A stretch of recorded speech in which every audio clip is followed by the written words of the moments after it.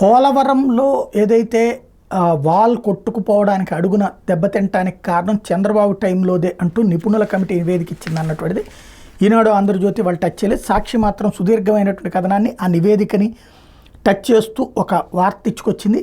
అవగాహన రాహిత్యం, ప్రణాళిక లోపం, అస్తవ్యస్త పనులు, చారిత్రక తప్పిదాలు, గోదావరి ప్రవాహాన్ని మళ్లించేలా తొలుత స్పిల్ ఛానల్ని పూర్తి చేయకుండానే ప్రధాన డ్యాం పునాది, డయాఫ్రమ్ వాల్ పనులను చేపట్టడం, ఎగువ దిగువ కాపర్ డ్యాం పనులు ప్రారంభించి చివరకు వాటిని కూడా పూర్తి చేయలేక చేతులు ఎత్తేయడం, కాపర్ డ్యాంకి ఇరువైపులా ఖాళీ ప్రదేశాలను వదిలేయడంతో వాటి గుండా గోదావరి కుచించుకుపోయి ప్రవహించాల్సి రావడంతో ఉధృతి పెరిగి డయాఫ్రమ్ వాల్ కోతలకు గురే దెబ్బతింది.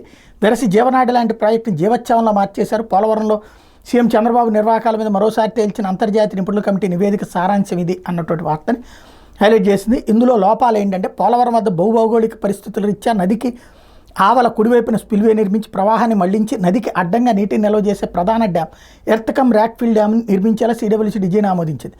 సిడబ్ల్యూసీ ఆమోదించే డిజైన్ ప్రకారం తొలుత నదీ ప్రవాహాన్ని మళ్లించేలా స్పిల్ ఛానల్ని పూర్తి చేయాలి. ఆ తర్వాత ఎగువ దిగువ కాపర్ డ్యాములను పూర్తి చేసి వాటి మధ్యన ప్రధాన డ్యామ్ పనులు చేపట్టి పూర్తి చేయాలి.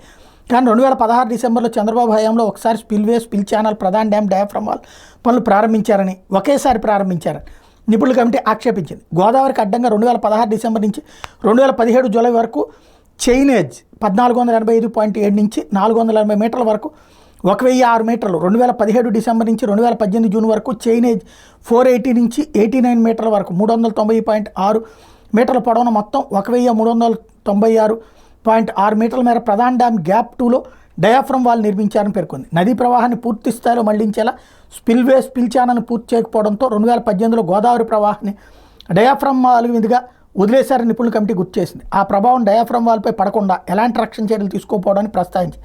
దాంతో డయాఫ్రమ్ వాల్ 4 చోట్ల 485 మీటర్ల పొడవున కోతకు గురై దెబ్బతిందని పునరుద్ఘాటించింది.